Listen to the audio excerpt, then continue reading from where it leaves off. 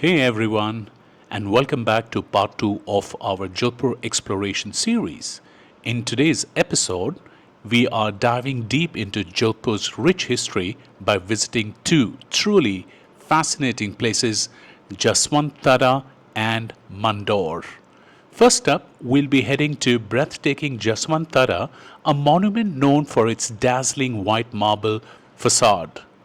But don't let the beauty fool you. This isn't your typical tourist attraction. Get ready to learn the story behind this beautiful structure and discover the secrets it holds within. Jaswant Thada, Jodhpur. This is a memorial which is dedicated to Maharaja Jaswant Singh, and it was built towards the beginning of the 20th century. Jaswant Singh was one of the very important kings of Jodhpur. He was the one who gave Jodhpur the canal system. He was the one who gave Jodhpur the revenue system. He was also the Maharaja who gave Jodhpur the railways. So he gave a big chunk of land to establish railways. So Jaswant Singh overall was a very famous king of Jodhpur. And when he passed away, his son Sardar Singh decided to build a beautiful memorial like you see behind you. The marble for this memorial was brought from the same place as the marble for Taj Mahal. Hence it is called as the Taj Mahal of Jodhpur. Spotless marble, which is got from the heart of the mines of marble. Therefore, it does not have any aberrations. Some of the marble slabs inside are so thin that when the sun falls on the back of the marble slab, it's translucent and some of the light escapes in the heart of the marble.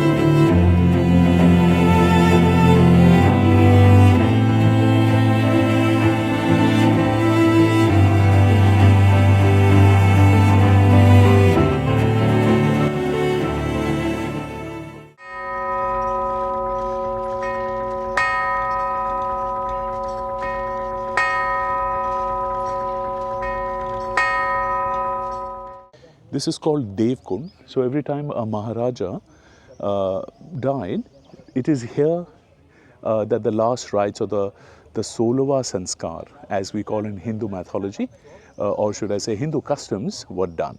So the body was bathed in the water here, which is considered as pure as anything. This water is still reserved for the royal family. Nobody can bathe in here. No, it's not allowed to swim. There are fishes in the pond. You can't fish. So this is exclusive property of the kings of Jodhpur. So every time the king died, it is here that the funeral procession would arrive, and from here it would lead on to those steps leading down is where the body was bathed, and then eventually it was brought here onto the left hand side where a plinth was created, almost 900 kilos of firewood. The body was placed on top of that, funeral pyre was lit. Om Namah Shivaya. Om Namah Shivaya. Om Namah Shivaya.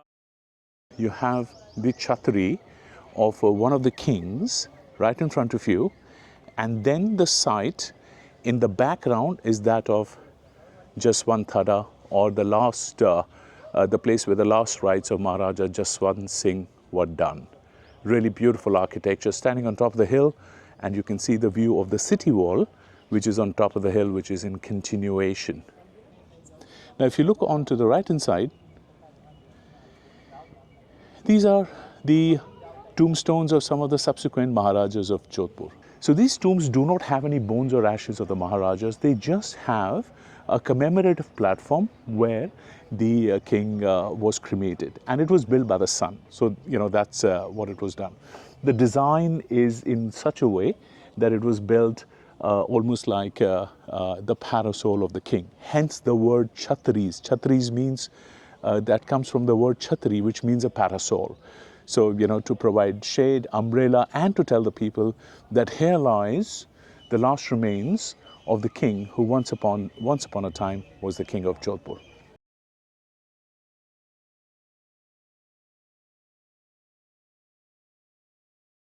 Very close to the city of Jodhpur, or should I say just on the outskirts, is the city of Mandore.